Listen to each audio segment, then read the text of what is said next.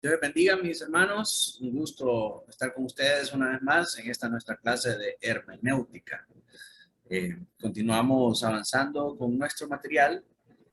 Como recordarán, el propósito de estas clases es poder tener las herramientas necesarias para aprender a interpretar la Biblia correctamente. Anteriormente vimos la importancia del conocimiento previo. Y establecíamos que el conocimiento previo son todo ese acervo de conocimiento y de elementos propios de nuestra cultura que nos ayudan a nosotros muchas veces a poder incorporar elementos de nuestro entorno al texto. Y como muchas veces ese conocimiento previo nos juega el lado chueco y pone en el texto cosas que realmente no están ahí, sino que son parte de nuestra interpretación, dada la cultura y dada ese conocimiento de nuestro entorno. Y eso tiene que ver mucho con lo que estamos a punto de ver, que es el presuposicionalismo, las presuposiciones que nosotros traemos al momento de estudiar el texto. Entonces, antes de poder ver un poco más cómo se relaciona ese presuposicionalismo con la interpretación bíblica, quisiera que diéramos una mirada a las dos principales vertientes de la apologética, que es la ciencia que se encarga de la defensa de la fe, los estudios que tienen que ver con la defensa de la fe, y entendiéramos un poco más o mejor de dónde vienen esos dos términos, qué significa este presuposicionalismo y qué significa ese evidencialismo también, y el conflicto que ha habido entre estas dos ramas de la apologética, para que tengamos un panorama más claro de lo que estos dos estudios hacen y cómo nos ayudan en la interpretación bíblica. Así que vamos a comenzar orando para poner este tiempo en manos del Señor. Oremos. Amado Dios, Padre Celestial, te damos gracias en esta tarde por este tiempo que nos permites de poder, Señor, compartir con mis hermanos, poder, Señor, apartar este tiempo para estudiar juntos la Escritura, para eh, atesorar en nuestros corazones, Señor, estas lecciones que nos permiten, Señor, continuar creciendo en nuestro estudio y en nuestra búsqueda de ti. Te pedimos, Señor, que puedas abrir nuestros oídos y nuestros corazones para entender, para recibir estas palabras y que podamos también, Señor, aplicarlas. Ayúdanos con tu Espíritu Santo, Señor, danos claridad de palabras, de pensamientos, Señor, y permítenos ser edificados en este tiempo. A la gloria de tu nombre, en Cristo Jesús, oramos. Amén y amén. Antes de comenzar, quisiera que leyéramos una porción del texto. Déjenme ver si... Ahora me cambiaron todo. Esto de Zoom y no encuentro cómo compartir las cosas.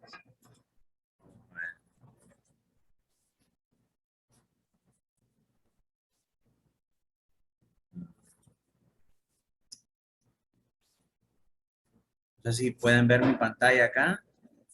Sí, sí, se mira. Ok. Henry, si me ayudas leyendo ahí la porción que está en amarillo, por favor.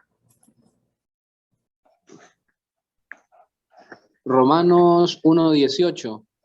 Porque la ira de Dios se revela desde el cielo contra toda impiedad e injusticia de los hombres que detienen con injusticia la verdad. Porque lo que de Dios se conoce les es manifiesto, pues Dios se lo manifestó. Porque las cosas invisibles de Él, su eterno poder y deidad, se hacen claramente visibles desde la creación del mundo, siendo entendidas por medio de las cosas hechas, de modo que no tienen excusa. Pues habiendo conocido a Dios, no le glorificaron como a Dios, ni le dieron gracias, sino que se envanecieron en sus razonamientos, y su necio corazón fue entenebrecido. Profesando ser sabios, se hicieron necios, y cambiaron la gloria del Dios incorruptible en semejanza de imagen de hombre corruptible, de aves, de cuadrúpedos y de reptiles. Por lo cual también Dios los entregó a la inmundicia en las concupiscencias de sus corazones, de modo que deshonraron entre sí sus propios cuerpos, ya que cambiaron la verdad de Dios por la mentira, honrando y dando culto a las criaturas antes que al Creador, el cual es bendito por los siglos. Amén. Amén. Según Cornelius Van Til, el padre de la apologética moderna, esta es la base para la postura presuposicional en cuanto a la defensa de la fe. El hombre demanda razón, el hombre demanda evidencia, pero la verdad es que su necio corazón ha sido entenebrecido y ante la abrumadora evidencia, no ha querido ver, se ha sacado los ojos y se ha negado a ver esta verdad de Dios y ha cambiado la verdad de Dios por las mentiras que él mismo ha fabricado. Entonces, quisiera que con eso en mente, con esta lectura de Romanos, nos acercáramos a un artículo escrito por el mismo Van Til para que entendiéramos la razón detrás de la apologética y del presuposicionalismo y del evidencialismo. Sigan conmigo entonces en esta lectura de este artículo que he traducido para que podamos entenderlo mejor. ¿Dónde está el hombre sabio? ¿Dónde está el escriba? ¿Dónde está el polemista de esta era? ¿No ha enloquecido Dios la sabiduría del mundo? Según Romanos 1:18. De acuerdo con Cornelius Van Til, este versículo y el siguiente, es decir, el 19, contienen la esencia del método apologético bíblico, que se conoce como el método presuposicional. Cornelius Van Til fue un filósofo y teólogo reformado holandés estadounidense, a quien se le atribuye el origen de la apologética presuposicional moderna. Van Til, completamente familiarizado con los escritos de los filósofos antiguos, creía que Dios había permitido que la historia filosófica progresara hasta tal punto en la época de Pablo que era evidente que la sabiduría del hombre había demostrado ser incapaz de dar una respuesta a las cuestiones más profundas de la vida: los orígenes del hombre, la personalidad, la moralidad, la inteligencia y la vida futura. Según Pablo, la cosmovisión griega no era simplemente desinformada o equivocada, sino apóstata, rebelde, a sabiendas que ofuscaba activamente la verdad. Los griegos habían elaborado su filosofía y epistemología de tal manera que con habilidad y precisión suprimían la verdad en la injusticia, mientras cambiaban la verdad de Dios por la mentira y adoraban y servían a la criatura en lugar del Creador, que es bendito por los siglos. Amén. Como nos dice Romanos 1:25. Epistemología acá es el estudio del conocimiento. Tiene que ver con conocer de dónde vienen las cosas, con el origen y la raíz del conocimiento de las cosas que creemos, qué es lo que da definición a las cosas. Eso es epistemología.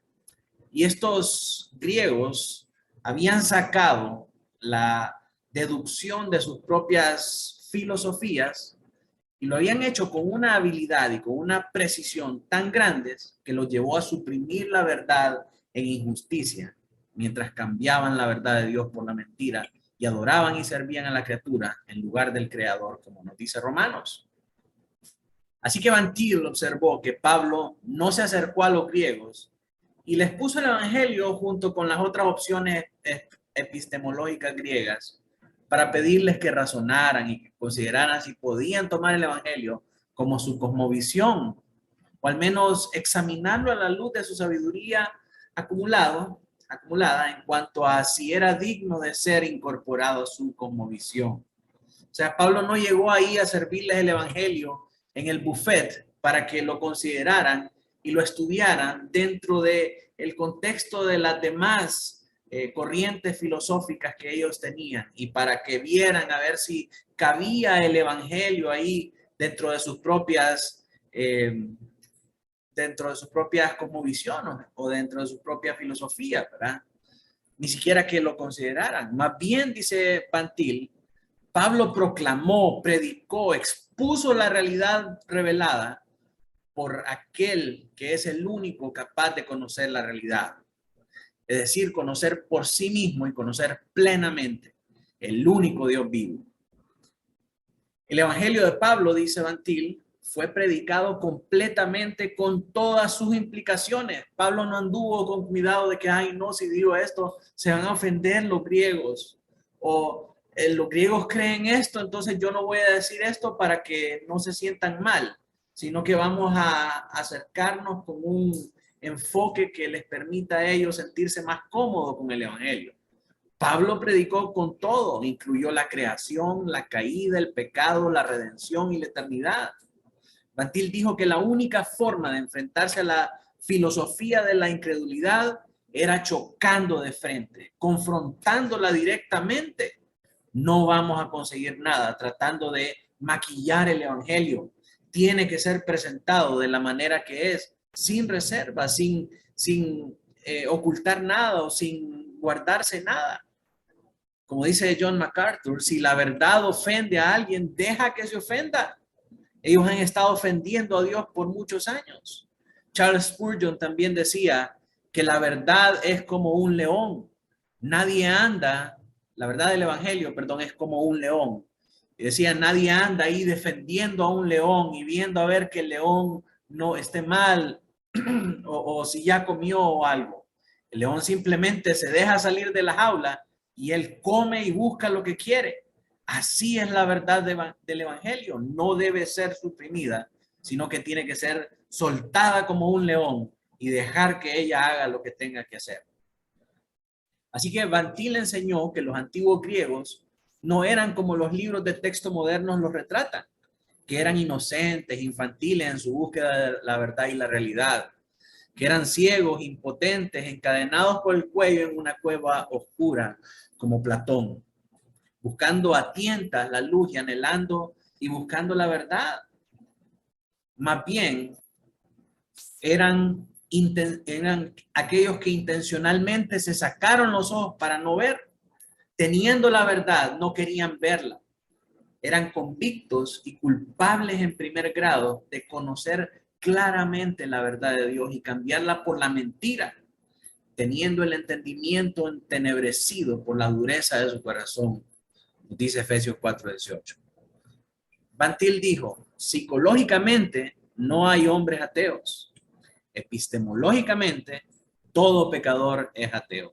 Y yéndonos a la raíz del problema, yendo al origen de toda esta situación, todos los pecadores son ateos. Y el problema esencial del ateo no es la falta de evidencia, sino que es el pecado de su corazón que le impide ver con claridad la verdad del evangelio.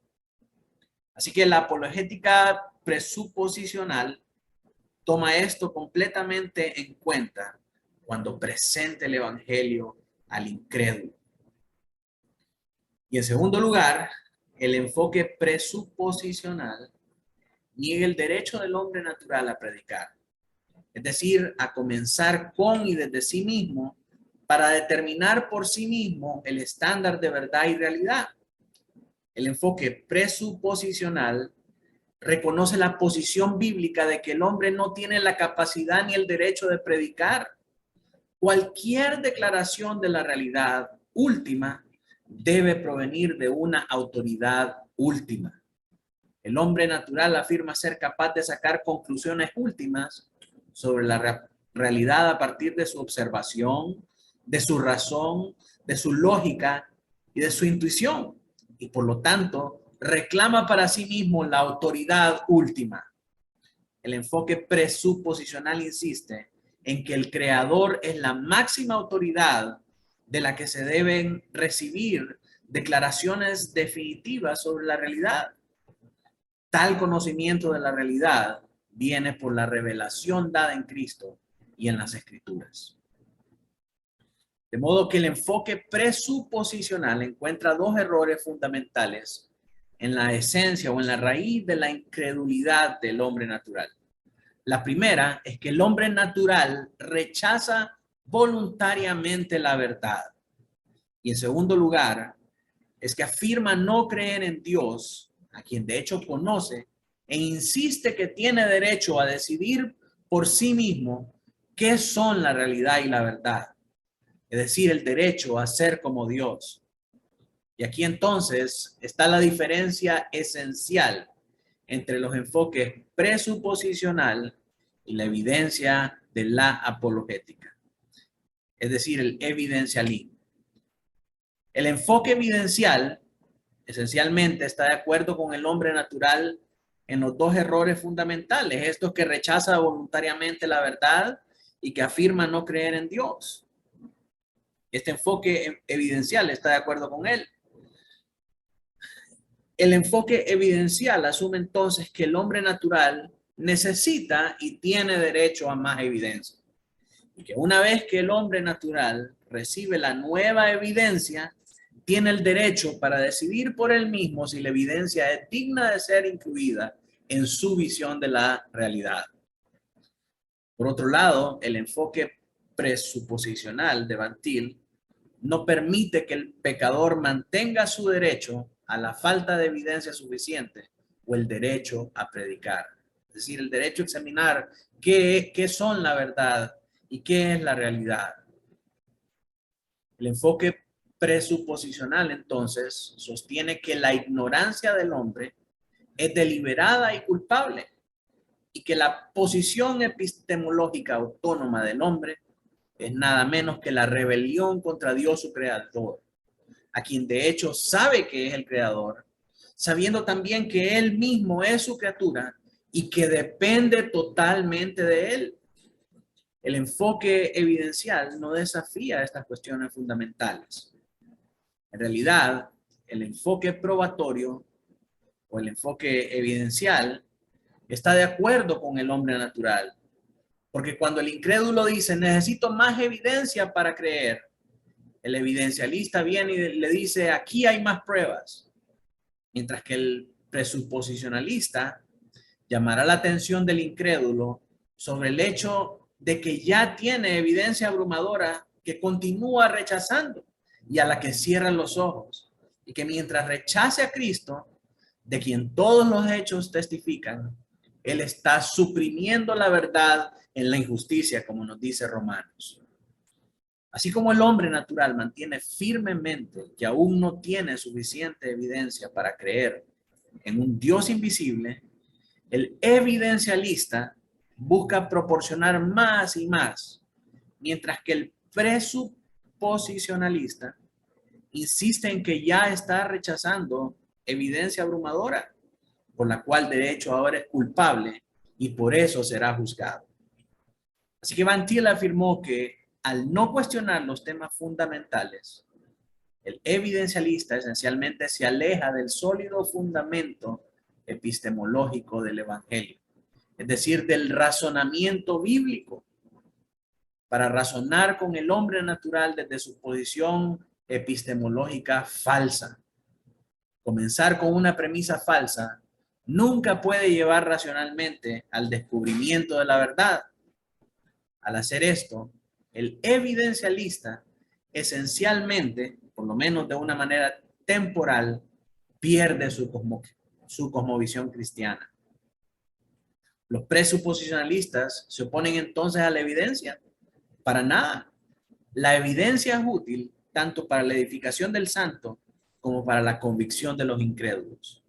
Sin embargo, cuando se trata de desafiar la incredulidad del hombre natural, el problema real es más moral que probatorio. Van Til solía amonestar a sus oyentes con palabras como estas: debes ser amable cuando hables con el incrédulo. Siempre hay que pagar por la taza de café extra. Pero antes de dejarlo, debes llamar su atención sobre los problemas reales. ¿Cuáles problemas? El problema de no tener la falta de evidencia para ver a Dios y para creer que Dios es verdad, no radica en las cosas externas ni en las evidencias que se le han presentado, sino que radica en la dureza de su corazón, radica en su incapacidad para conocer estas cosas.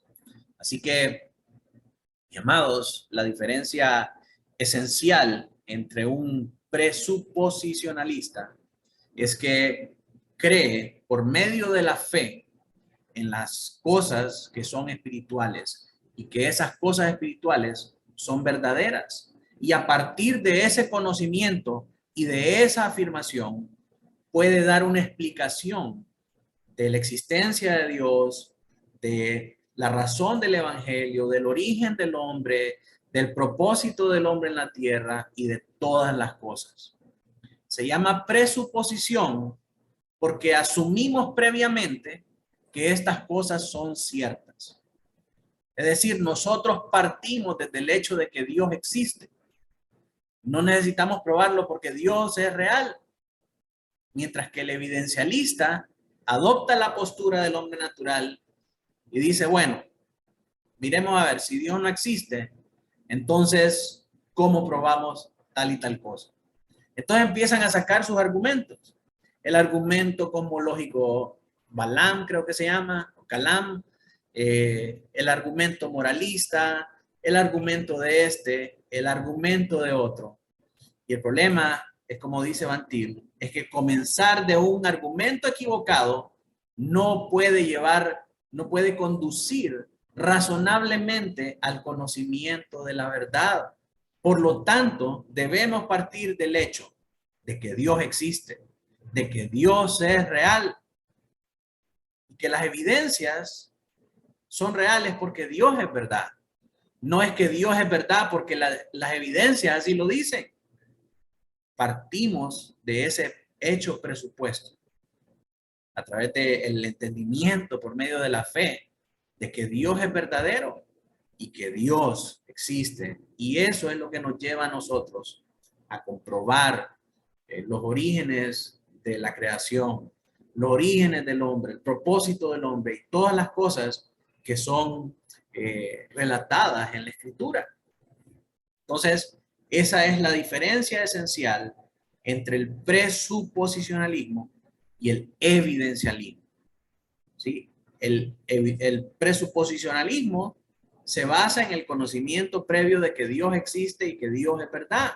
Eso nos lleva a la explicación de todas las cosas. Y el evidencialismo examina las evidencias para determinar si Dios es verdad. No sé si tienen hasta aquí, hermanos, alguna pregunta.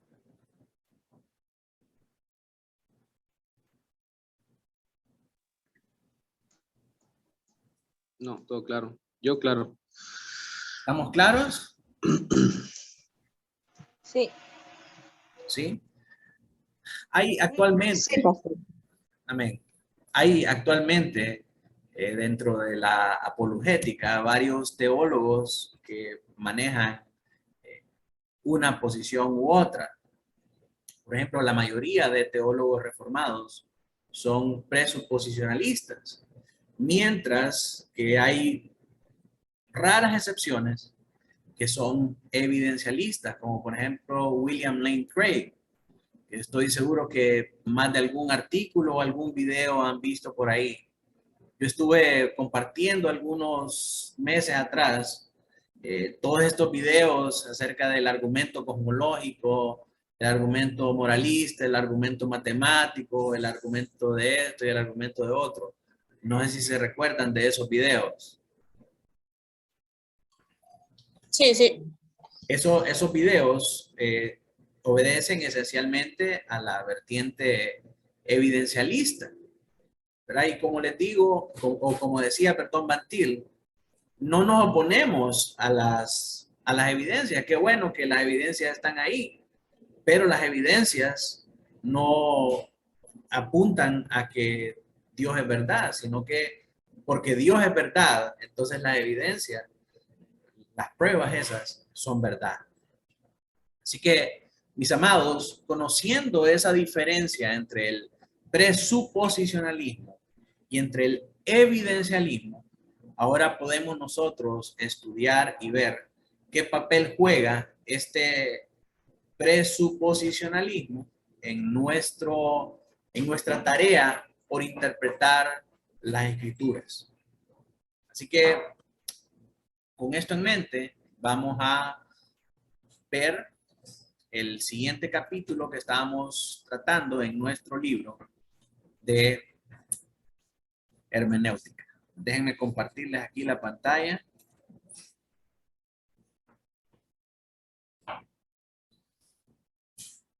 ¿Sí pueden ver? Sí. Ok. Ven. Solo déjenme subir acá. Me fue muy arriba.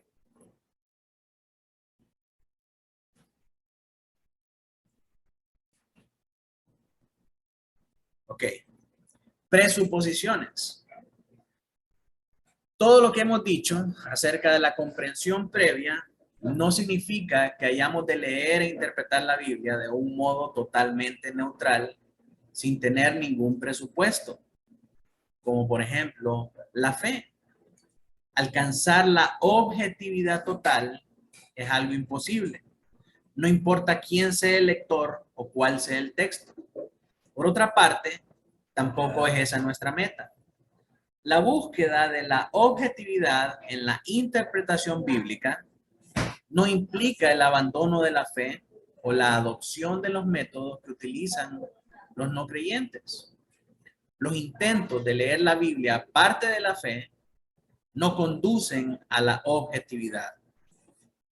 En nuestra definición, tratamos la comprensión previa y la presuposición como dos conceptos diferenciados a los que nos acercamos de dos formas bastante distintas. Nuestra comprensión previa está abierta a cambios cada vez que estudiamos un pasaje. La sometemos al texto e interactuamos con ella, la evaluamos en vista de nuestro estudio y es de esperar que vaya mejorando progresivamente. Por el contrario, las presuposiciones no cambian cada vez que leemos o estudiamos un pasaje. Estas no tienen que ver con textos en particular, sino con el punto de vista general que tenemos de la Biblia. Como cristianos, servimos al Señor y tenemos al Espíritu Santo habitando en nosotros. La relación que tenemos con Dios está condicionada vitalmente por la comunicación que tenemos con Él, por la lectura de su palabra. Esta relación nos impacta en gran manera a medida que interpretamos el texto y a diferencia de lo que sucede con la comprensión previa, esta relación no podemos renegociarla cada vez que leemos la palabra. Es más bien algo de lo que es más bien algo de lo que hemos de servirnos. En el capítulo 12, el papel del Espíritu Santo, vamos a explorar la interacción del Espíritu Santo con nuestro entendimiento de un modo más detallado. Pero por ahora es importante observar que como cristianos tenemos varias presuposiciones acerca de la Biblia que surgen de nuestra relación con Cristo y que no podemos dejar de lado cada vez que abordamos un pasaje, como si lo hacemos con nuestra comprensión previa. Si recuerdan, hablando de la comprensión previa, dijimos de que por la manera y por el lugar donde uno se ha criado, el lugar donde uno ha vivido, eso nos ayuda a nosotros o a veces coloca cosas en un texto que realmente no están ahí y que quizás nosotros rellenamos por la cultura en la que nosotros estamos. Si volvemos atrás al ejemplo que mirábamos cuando estudiábamos la comprensión previa, hablábamos del alumbramiento de la Virgen María, ¿se acuerdan? y cómo lo miraban las personas en la cultura oriental, a diferencia de cómo lo vemos nosotros aquí en nuestra cultura americana. En nuestra cultura americana lo vemos como, por ser nuestras familias mononucleares, podemos entender que María y José hayan estado solos al momento del alumbramiento de María. Sin embargo, por la cultura medio oriental, que son familias numerosas y que están todos entrelazados entre sí, para ellos es inconcebible que María y José, siendo padres primerizos, hayan estado solos durante ese evento tan importante para la vida de una madre primeriza. Para ellos tiene todo el sentido que juntamente con María exista un séquito de parteras que son parte de la familia que ayudaran a María a dar a luz, porque José no tenía experiencia atendiendo a una mujer. Entonces, aunque nosotros no vemos esas cosas cuando leemos el texto, esos vacíos que están en la escritura son llenados por nuestra imaginación basados en la cultura que nos rodea. La cultura americana está acostumbrada solo a ver a María, a José, al burrito, la vaca y todos los animales en el establo. Mientras que la cultura medio oriental mira a María, a José y mira todas las parteras, tías y primas de María que le estaban dando consejos de cómo hacer al momento de dar a luz. Esas cosas que son culturales, nosotros podemos obviarlas. Y de hecho, en algunos momentos necesitamos desestimarlas porque no le aportan nada al texto. Si Dios no lo menciona, nosotros tenemos que callar. Nosotros tenemos que hacer caso omiso, ¿verdad? Pero muchas veces tenemos que sumergirnos en la cultura de la época y del lugar para considerar lo que es verdad acerca del pasaje que estamos leyendo. Pero eso solamente ocurre con este conocimiento previo. Con las presuposiciones no podemos hacer lo mismo. Las presuposiciones son no negociables. ¿Por qué? No podemos rechazar o dejar de fuera el hecho de que Dios es real, de que Dios existe, de que Dios es la razón de nuestra fe, Dios es lo que le da una razón de ser a todo lo que nosotros creemos. Esa presuposición no la debemos dejar fuera, porque es parte de nuestro conocimiento cristiano, el conocimiento que viene por la fe. Así que vamos a ver cuáles son algunas de las presuposiciones que nosotros enfrentamos cuando nosotros leemos los pasajes.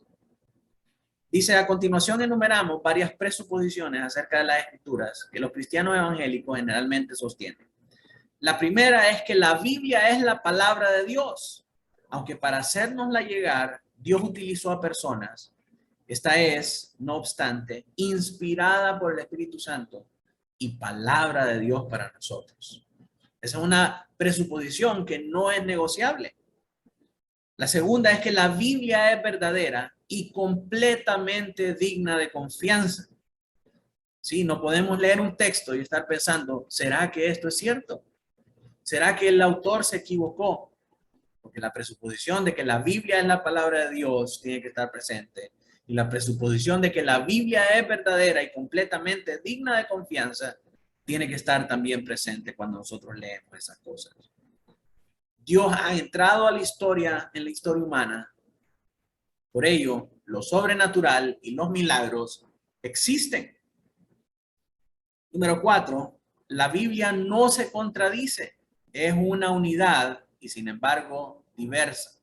No obstante, Dios trasciende más allá de nuestra humanidad y por tanto su palabra no siempre es fácil de entender.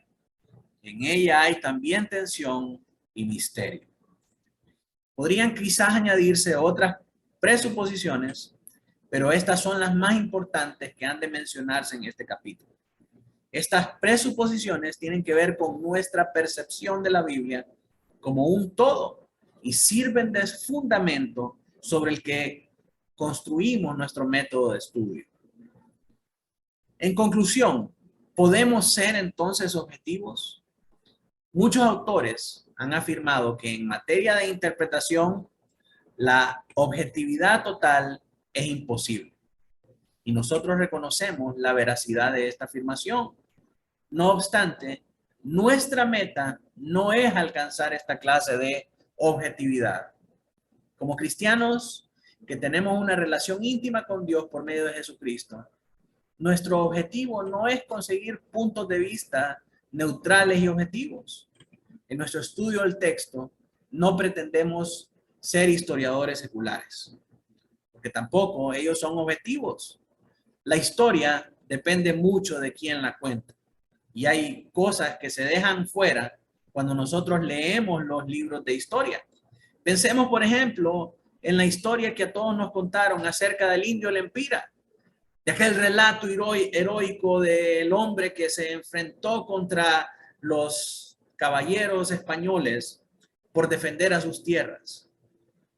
Y cómo venía un emisario con una bandera de paz y de atrás venía un arcabucero y por medio de traición. Ese arcabucero venía escondido en las ancas del caballo y por medio de traición salió y le disparó al indio Lempira, y el indio Lempira salió rodando por ahí en el peñón de Piedra Parada en el departamento de Lempira, una montaña ahí en el departamento de Lempira. Y estoy seguro que todos conocen esa historia. Sin embargo, hay un relato que fue encontrado algunos años después en el archivo de Indias que narra una historia totalmente diferente acerca del indio Lempira, que murió en combate armado con uno de los, con el comandante que estaba a cargo de esa misión y que murió decapitado. En fin, la historia es otra completamente diferente a la historia heroica que nos vendieron a nosotros y que cantamos en el himno nacional. Entonces, ni aún los historiadores, ni aún los que presentan las noticias son totalmente objetivos. Siempre tienen un favoritismo hacia una de las partes. Siempre están pintando una historia de acuerdo a la conveniencia, de acuerdo a su propia afiliación. Entonces, no es ese nuestro objetivo. ¿Cuál es entonces? Lo que queremos es oír lo que Dios quiere decirnos. Y por ello nos acercamos al texto con fe y en el Espíritu. De modo que buscamos la objetividad dentro del marco de referencia de las presuposiciones evangélicas como las que antes hemos enumerado. Este tipo de objetividad pretende impedir que nuestra comprensión previa, es decir, aquellos elementos culturales que moldean nuestra cosmovisión, nuestra cultura, nuestra familiaridad o nuestra pereza, oscurezcan el significado que Dios le ha dado al texto. Esta tarea puede ser también desafiante. No obstante, esta es precisamente la labor que asume entendiendo la palabra de Dios. Cada capítulo de este libro desarrolla algún aspecto que sirve para corregir nuestra comprensión previa o para neutralizar las influencias culturales negativas que afectan a nuestra comprensión del texto. Las herramientas de observación que hemos tratado en la primera sección nos ayudan a nosotros a ser objetivos. Se recuerdan cuando tratamos de ver la repetición de palabras, la formación de los párrafos, las figuras literarias, los discursos, todo eso son herramientas que nos ayudan a nosotros a ver el texto tal como está planteado ahí en la escritura. Luego el método de lectura concienzuda que se plantea en esos capítulos requiere que en nuestra búsqueda de detalles sometamos al texto nuestra comprensión previa. Y el mero hecho de descubrir los detalles del texto con frecuencia corrige muchas de nuestras concepciones previas y malinterpretaciones culturales. Cuando leemos una y otra vez el relato de la Natividad y empezamos a buscar las estructuras, las frases largas, la manera en cómo son compuestas las oraciones, los elementos de la narrativa, nos damos cuenta que no hay ahí animales como se pintan en los nacimientos católicos. No hay muchos elementos de los que nos pinta un cuadro de nuestra propia cultura. O el mismo ejemplo de Jonás, ¿verdad? Que nuestra imagen de Jonás está presupuesta por Pinocho de Disney. Cuando pensamos en Jonás, pensamos en Gepetto sentado en una banquita adentro de una cueva que representa las entrañas del gran pez.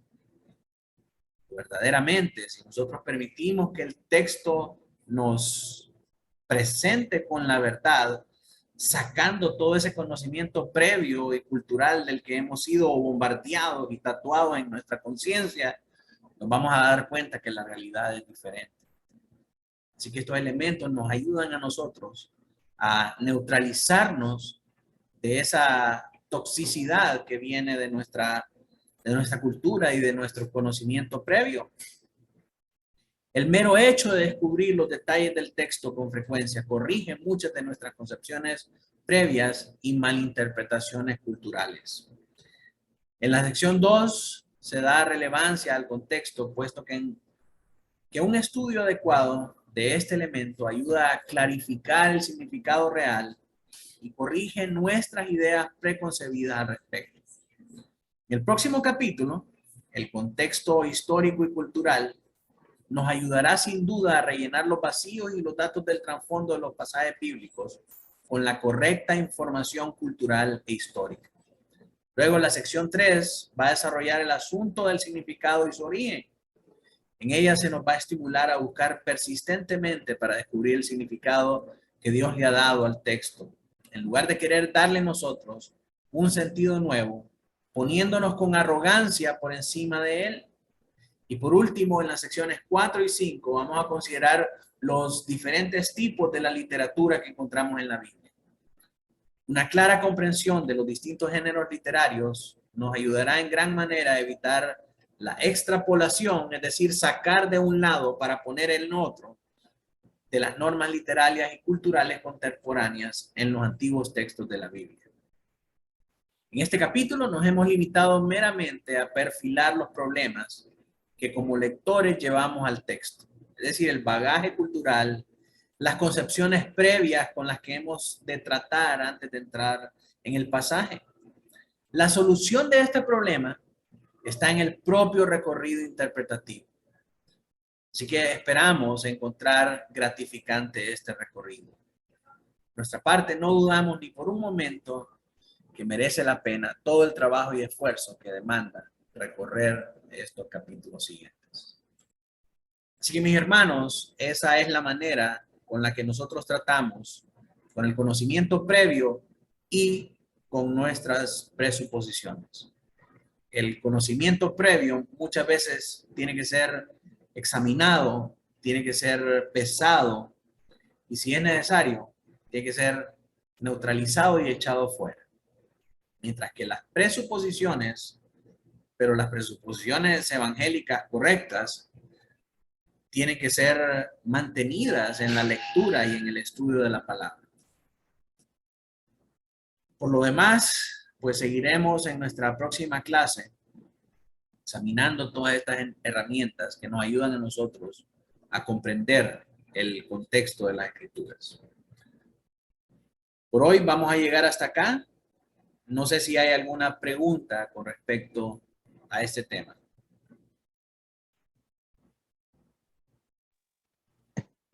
Yo tengo una consulta, pastor. Adelante, Henry. Pastor, yo admiro la verdad a estos hombres de Dios que realmente están dedicando su vida a la predicación del evangelio dentro de la visión reformada, ¿verdad? Pero aún dentro de la visión reformada vemos ciertas diferencias. Por ejemplo, el caso puntual de ver a la iglesia y a Israel como el pueblo de Dios y verlos desde un contexto separado, ¿verdad? Grandes hombres del Señor eh, que realmente están predicando sana doctrina, pero que difieren en cuanto a eso.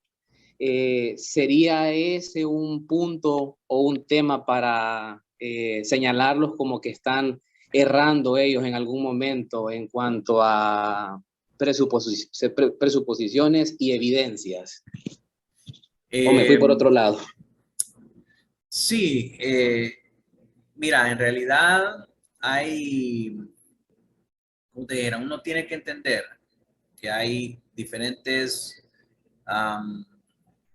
niveles de doctrina.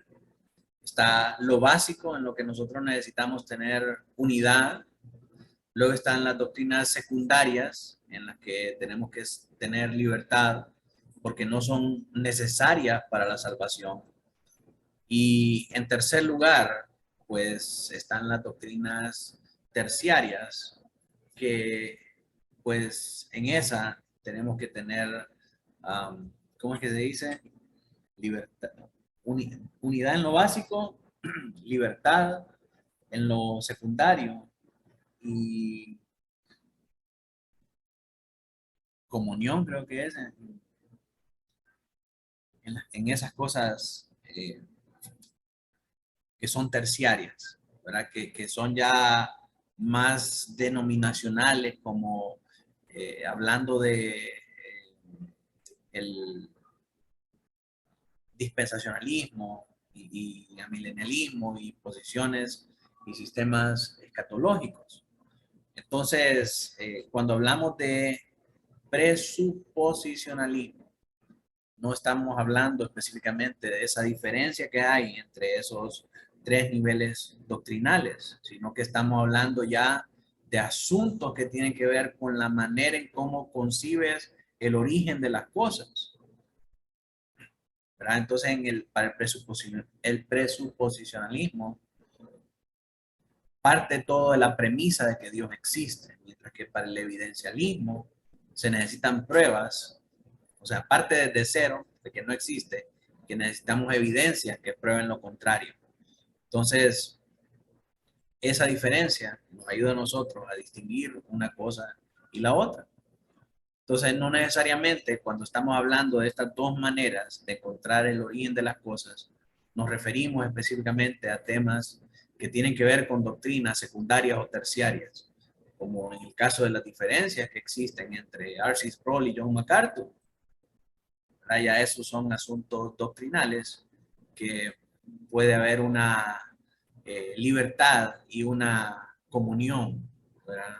Sin tener que estar de acuerdo. Bien, excelente, gracias, Pastor. ¿Alguien más tiene alguna pregunta, algún comentario? Hermano Noé, que lo miro ahí en la librería de Westminster. Calidad, está de fondo. Haciendo mi librería. Sáquese un tomo ahí de cánones y nos lee. No, fíjense que una de las cosas es que hay gente famosa, digamos. Hay algunos que han sido rescatados como de su antigua vida como cantantes, pero la he escuchado en otras personas. Por ejemplo, mencionaba a alguien ahí sobre ese asunto del evidencialismo. Tal vez ellos no lo sepan esos términos, pero lo usan de una manera que es así en esos círculos. Por ejemplo, diciendo acerca de esta gente habla acerca de usando el evidencialismo y al final para llegar a un lugar donde dicen, bueno, si tú crees que no existe Dios, pues está bien, respeto. Pero si en aquel día, cuando muramos y estemos delante del Creador, dice, yo prefiero haber creído como por si acaso, ¿verdad? Si yo me presento, si en verdad Él existe, yo habré pasado esa responsabilidad del juicio por haber creído en Él y haberme salvado, mientras el ateo según su suposición que no existe Dios, lo va a enfrentar. Entonces, aunque suena bonito, ¿verdad? Y circula en las redes, pero esa no es una postura conforme a las escrituras. No se nos ha mandado a los creyentes a tener dudas con respecto a él y a su juicio. Entonces, hablar de esa manera de que es, bueno, yo prefiero creer en algo y que si al final tal vez no es, no pierdo nada. Ese es el argumento, ¿verdad? Pero eso es atentar contra la verdad de Dios, porque nosotros no definimos la verdad, sino que la verdad es absoluta y ha sido determinada por Dios mismo. Y nosotros somos criaturas falibles y manchados por el pecado.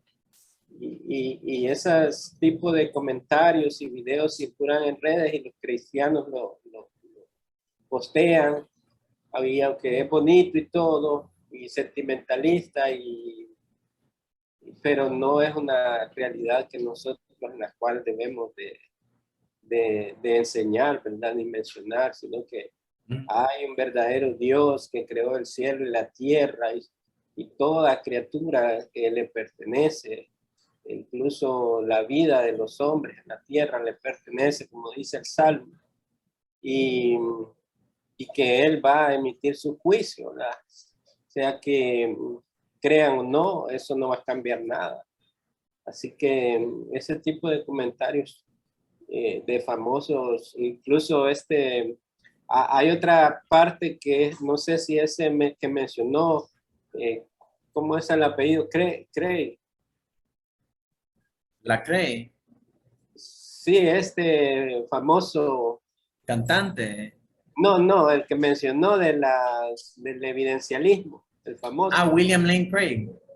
Bueno, no sé si es que él mencionó también de la parte de la creación, que no está diciendo que sea literal, sino que es una metáfora que llevó su tiempo en la creación del mundo y todas las cosas. Entonces eso ya se aparta también porque no podemos entender a Dios en nuestros términos, ¿verdad? Si Dios habló, Él creó y eso es lo que dice la Escritura. Y no es que va a empezar a formarse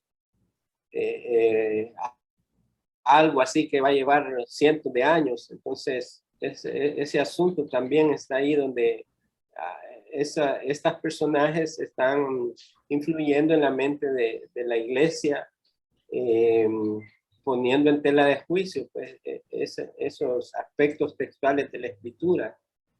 Sí, es solamente.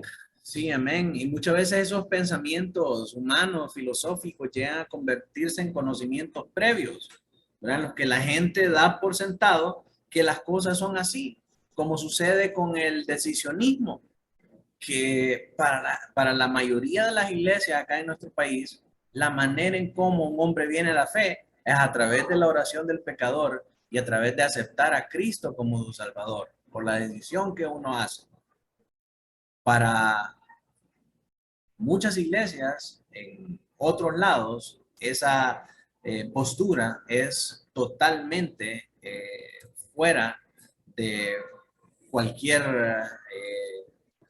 de cualquier conocimiento o de cualquier, no, ¿cómo es que quiero decir? Esa postura es totalmente inaceptable. ¿Por qué? Porque conociendo las escrituras, no podemos nosotros estar de acuerdo con una afirmación de ese tipo, ¿verdad? Entonces, siempre todo este tipo de filosofías humanistas que circulan ahí en Facebook, que se escuchan bonitas, tienen que ser evidenciadas a la luz de la palabra para ser neutralizadas y que no nos lleven por un camino que esté equivocado. Porque aunque suenan bonitas y aunque pues pudieran a simple lógica tener razón, muchas veces no son más que una apelación a nuestras emociones y al sentimentalismo. Acerca de lo que estábamos hablando, Henry, encontré la frase que quería compartirte. Sí. San Agustín decía, innecessaris unitas indubis libertas, in omnibus caritas. Y eso significa en lo necesario unidad, en lo dudoso libertad, en todo caridad, amor. Es decir, en lo que es necesario, lo que nos hace cristianos evangélicos, el conocimiento del Señor, la manera en la que los hombres son salvos, todos esos conocimientos básicos, tenemos que tener unidad. En aquellas cosas que no están claras, que en la Escritura no hay suficiente contexto o que no hay suficiente claridad, entonces tenemos que tener esa libertad y en todas las cosas, caridad o amor hacia las personas. Esa frase en latín era de San Agustín, uno de los teólogos más laureados de la Iglesia Universal, y son reglas claras que considero que podemos aplicar a los 3 niveles de doctrina, ¿verdad? Las doctrinas primarias, las doctrinas secundarias y las doctrinas terciarias. Así que mis amados, no sé si hay alguna otra pregunta ya para terminar nuestra clase de hoy. ¿Estamos claros entonces en cuanto al conocimiento previo y en cuanto a las presuposiciones que debemos tener cuando nosotros nos acercamos al estudio de la palabra de Dios y el conocimiento de Dios mismo? Amén. Amén. Bueno, vamos a terminar entonces orando al Señor. Por ahí vi que está mi hermano Douglas. A ver si nos puede dirigir, hermano, en oración para terminar. Listo, pastor. Oremos, hermanos. Señor amado, gracias te damos, Padre, por este día. Gracias, Señor, por las enseñanzas bíblicas que hemos escuchado, que han sido presentadas. Gracias, mi Dios, porque nos estás conduciendo al conocimiento, Padre, de cómo debemos presentarnos delante de tu palabra. Dios, te pedimos, Señor, que nos sigas guiando por medio de tu Espíritu cada vez que vengamos y abramos las Santas Escrituras. Señor, que no sea nuestro juicio, que no sea nuestro pensamiento el que nos dirige, mucho menos nuestros conceptos o ideales. Señor, que sea tu Espíritu Santo quien nos guíe y nos dé ese entendimiento para poder encontrar lo que tú nos quieres enseñar. Poder también transmitirlo de una forma correcta y aplicarlo a nuestras vidas. Gracias, Señor. Te pido que cuides a cada persona aquí, Señor, congregada, a los hermanos de tu iglesia, Señor, alrededor del mundo, los que están pasando necesidad, sea económica o de salud, que ustedes están pasando dificultades, mi Dios, para poder congregarse, para poder estudiar tu palabra.